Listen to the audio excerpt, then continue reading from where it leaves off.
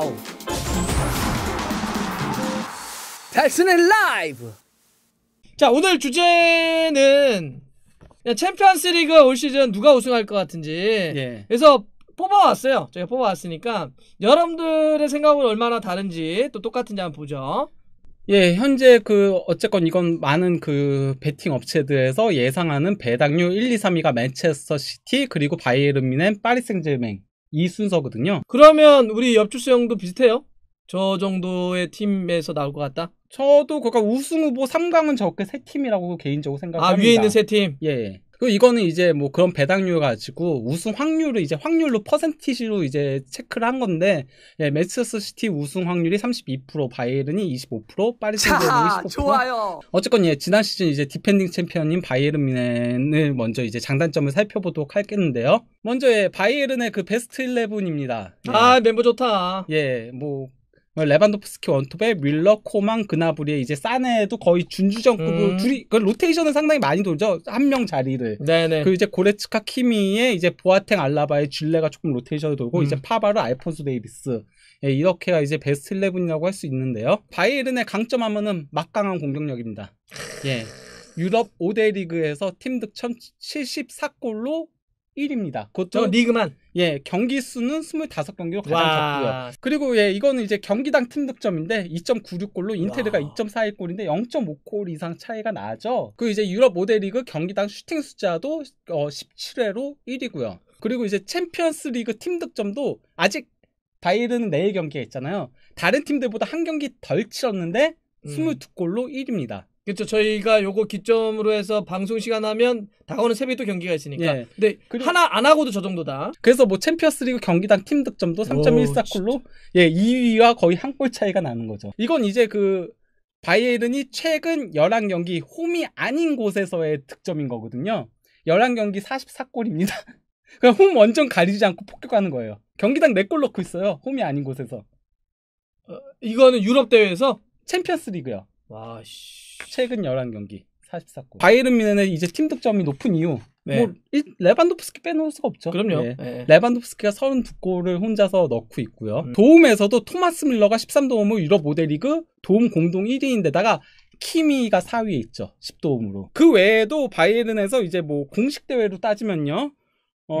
레반도프스키가 38골 넣고 있고 밀러가 13골, 그리고 그나브리 9골, 사네 8골, 그리고 고레츠카 7골, 코망 6골. 이렇게 예, 득점 분포가 다양하게 있고요. 많이 넣기도 하지만 다양하게 넣고 있기도 하다. 바이에른의 또 다른 강점하면은 이제 짜임새 있는 베스트 11인 거죠. 예, 그건 앞에 얘기했던 비어 있는 곳이 없는 거죠. 그러니까 일진들이 강하기도 하지만 어디 하나 약점도 없다. 바이에른은 플릭 감독 부임하면서부터 압박 강도가 상당히 강해졌거든요. 이게 PPDA라고, 이게 그러니까 상대가 볼을 잡았을 때부터의 수비 액션이 얼마나 많이 취해졌는가를 계산하는 걸로, 그걸로 이제 압박 강도를 이걸로 표시를 하거든요. 그러니까 디펜시브 액션. 예. 근데 이제 바이에른의 압박 강도가 이게 낮을수록 높은 건데요. 8.57회로 에이바르, 라리가 팀이죠. 유럽 5대 리그에서 2위입니다. 미친 압박이라고 얘기하는 리즈보다도 더 위인 거죠. 이제 또 바이에른의 또 다른 강점은 역시 이제 경험치가 많다는 거죠. 트래블을 2번 한 선수들이에요. 그래서 바르셀로나 선수들이 절반인 거고요. 저희 이제 에투는 바르셀로나하고 인테르에서 2008 공부하고 2009-10 시즌에 한 거고. 그래서 유니폼을 반반 해놨구나. 예. 이제 바이에른 선수가 5명이 있는 거예요. 노이어하고 알라바하고 하비 마르티네스하고 제롬 보아탱하고 그리고 토마스 밀러까지. 고기도 먹어본 놈이 먹는다, 이런 느낌. 우승도 해본 사람이 한다. 근데 이제 뮌헨의 약점도 있구나. 예. 이번 시즌 실점이 상당히 많이 늘어났습니다. 그래요? 예. 이번 시즌 분데스리가 실점하면 좀 부담감이 있을 텐데. 35실점으로 최소 실점 공동 6위에 위치하고 있거든요. 바이에른 뮌헨의 순위를 생각하면 이건 좀 많이 내려가 있네. 그리고 이제 주전 비주전 격차가 크다. 이게 상당히 크다라고 할 수 있는데요. 아까 일진들이나 이런 거는 되게 좋지만. 일단 지난 시즌에 어쨌건 티아고는 그래도 거의 준주전 왔다 갔다 하는, 어쨌건 그래서 중요한 역할을 하던 선수였잖아요. 특히 이제 토너먼트에서 매우 중요한 역할을 했잖아요. 근데 티아고도 이적을 했고, 또 이제 오드리오 솔라하고, 그리고 쿠티뉴하고 페리시치는 지난 시즌 임대로 영입해가지고 특히 페리시치하고 쿠티뉴 또 나름 쏠쏠한 백업을 써먹었거든요. 두 선수 다 나갔고 한데 이적 시장 데드라인 전까지 영입한 선수가 사내 한 명밖에 없었거든요. 데드라인에 한꺼번에 4명을 영입을 하긴 했어요. 더글라스 코스타하고 이제 마르크 로카하고 그리고 이제 부나사르하고 추프모팅하고 이렇게 4명을 한꺼번에 영입했는데 그냥 웃음만 나와. 그러니까요. 4선수 다 한 명도 만족감을 주는 선수가 없이 다 망했습니다. 그러다 보니까 이제 자연스럽게 살리아미치치에 대한 이제 비판이 막 쏟아지는 거죠. 아우 이 형은 예. 그냥 아주 그냥 바이에른 뮌헨 뉴스에 점유율이 한 50% 되는 것 같아요. 그래서 이제 그 백업 자원들이 부족하다 보니까 바이에른 같은 경우는 1000분 이상 뛴 선수가 14명밖에 안 됩니다. 그럼 베스트 11 11명과 그리고 3명 정도 제외하면은 그 외에는 1000분 이상을 뛰지 못했어요. 감독이 믿지 못한다는 거예요. 그 선수들을. 백업 선수들을. 몰라 이 팀이 우승할 것 같아. 두 번째 팀입니다. 바이에른 뮌헨에 이어서 맨시티. 예, 사관왕에 도전하고 있는 맨체스터 시티죠. 그러면 이제 그 맨체스터 시티 베스트 11, 예, 대략 뭐 이렇게 뽑아봤습니다. 뭐, 그러니까 제수가 나올지 뭐 베르나르도 실바가 나올지 모르겠지만. 누구나 다 잘해. 저는 근데 챔피언스 리그면은 베르나르도 실바 가짜 9번을 조금 더 메인으로 가져가지 않을까라고 생각을 하고 있습니다. 왜냐면 활동량이라던가 이런 것들이 굉장히 중요하다 보니까 풍부한 선수층 18명이 1000분 이상을 뛰었을 정도로 진짜 멤버 좋다. 그리고 뭐 누가 나오더라도 맞아요. 누가 빠져도 기본 이상은 하는 거죠. 오늘 열린 그 메넨글라드바흐전 있잖아요. 네네네. 이게 그 주말 플럼전하고 비교하면 필드 플레이어 10명 중에 절반을 로테이션을 돌렸다라고 할 수 있는 거고요. 그런데도 1대0 완승. 그리고 최근 3경기 연속 선발 출전한 필드 플레이어는 디아스하고 베르나르도 실바. 딱 2명밖에 없습니다. 최근에 로테이션을 상당히 많이 돌리고 있습니다. 이거는 그 장기 레이스에 있어서 상당히 강점으로 작용할 수 있는 거죠. 득점 루트도 상당히 다양합니다. 뭐 일단 뭐 10골 이상 넣은 선수도 5명이 되고요. 공식 대회이긴 하지만. 균도안 어떻게 할 거야? 심지어 스톤스까지 5골 넣으면서 수비수인 스톤스까지. 디아스한테 인사해야 돼. 디아스 오면서 너무 좋아졌어. 그리고 이제 전술도 상당히 다양하게 사용을 하고 있거든요. 뭐 기본적으로 4-3-3을 가장 많이 쓰긴 하지만은 뭐 4-2-3-2라던가. 맞아요. 그리고 이제 3-1-4-2 그리고 3-4-3 그 다이아몬드 3-4-3 포메이션도 썼었거든요. 이런 것들이 가능하게 되는 거는 또 이제 칸셀루라던가 아니면 라포르트라던가 뭐 이런 조금 멀티 포지션을 소화할 수 있는 선수들의 힘이 큰 거죠. 난 사실 이게 핵심인 것 같아. 시티는 수비야. 맨시티는 이제 뭐 현재 미쳤어, 진짜. 유럽 5대 리그에서 최소 실점 5위긴 하거든요. 프리미어리그는 당연히 1위고. 프리미어리그에서는 1위고요. 근데 경기당 이제 최소 실점만 하면 이제 4위까지 내려가는 부분들이 있는 데다가요. 또 이제 맨체스터 시티는 그걸 생각을 해야 돼요. 디아스가 오기 전까지 2경기에서 6실점을 했었거든요. 그다음에 디아스가 온 다음에 완전 달라졌다는 거죠? 디아스가 오고 나서는 28경기 15실점입니다. 오케이. 그러니까 그 경기당 0.54골로 최소 실점이 되는 겁니다. 디아스가 오고 나서는. 저 디아스부터 하면 1위다. 경기당. 오케이. 그 5대 리그 슈팅 허용도 7회로 가장 적습니다. 시티는 확실히 수비야. 이번 시즌 확실히 수비야. 그리고 또 이제 챔피언스 리그 1실점. 이게 말이 안 나오는 거죠. 물론 그 조별리그에서 상대들이 조금 쉬었다라고는 하지만은 그래도 1실점은 조금 선 넘었죠. 그러니까요. 첫 8경기에서 챔피언스 리그 1실점은 1995-96 시즌 아약스에 이어서 최소 기록이다. 그리고 뭐 챔피언스 리그 경기당 슈팅 허용도 최소입니다. 그리고 또 이제 맨시티의 또 다른 강점은 리그 독주라는 거죠. 리그를 독주하고 있기 때문에 상대적으로 챔피언스 리그의 힘을 좀. 오케이. 근데 이제 맨체스터 시티의 약점을 얘기를 하자면 지금부터 이제 약간 좀 문제점 같은 거. 어쨌건 그래도 확실한 득점 을 보장해주는 선수는 필요하거든요.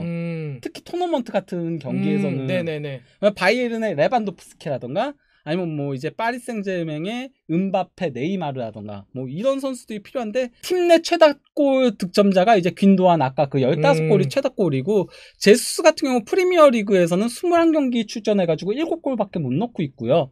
그러니까 컵 대회에서의 골들이 좀 있어서 12골을 넣고 있는 거지. 다른 이선이 너무 잘 넣던데. 어쨌건요. 전방은 약하다. 그리고 이제 또 다른 약점 하면은 페베 그 챔피언스리그 토너먼트 원정. 과르디올라가 항상 그 챔피언스리그 토너먼트 원정에서 조금 약점이 있거든요. 맞아요. 실제 그 패배 개인 통상 그 챔피언스리그 토너먼트 원정 성적이 8승 10무 10패로 승률이 28.6%에 아이고, 너무 경기당 떨어진다. 승점은 1.21점입니다. 와, 진짜 적네. 특히 그 최근 원정 토너먼트 15경기에서 4승 4무 7패, 승률 26.7%, 경기당 승점은 1.07점.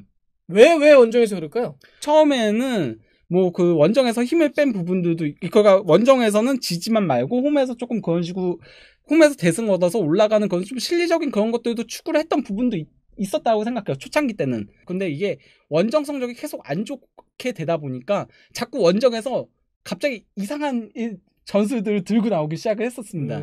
장고 끝에 좀 악수를 드는 경향이 많았어요. 가르디올라 감독이. 리용전 충격의 포지션 뭐 이런 예. 얘기도 하고요. 리옹전도 그랬고 바이에른에서도 막 그 예를 들면 바르셀로나 원정에서 자꾸 백스리를 꼬였구나. 백스리를 들고 나와가지고 상대 쓰리톱 그때 그가 메시, 네이마르, 수아레스를 쓰리백으로 맞대결을 맨마킹을 시켰거든요.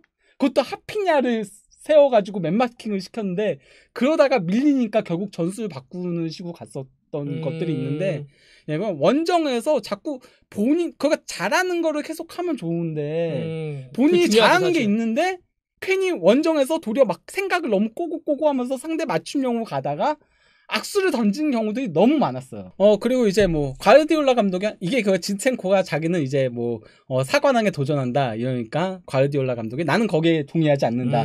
내가 진첸코보다 더 축구를 오래 해서 아는데 영국에서 사관왕은 사실상 불가능한 일이다. 뭐 이렇게 얘기를 했는데 어쨌건 4개 대회를 병행한다는 거는 지금 뭐 로테이션 많이 돌리고 있다고 하더라도 부담이 되는 부분이긴 하죠. 그럼 쉽게 하면 저 쿼드러블이 예. 아니지. 아 몰라 이 팀이 챔피언스리그 우승할 것 같아. 세 번째 팀입니다. 파리. 네.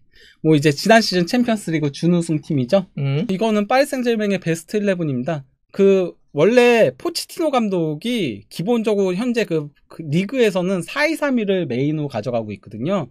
근데 어쨌건 챔피언스리그에선 4-3-3을 계속 들고 바르셀로나하고의 2경기에서 4-3-3을 들고 나왔었기 때문에 일단 4-3-3으로 짜봤습니다.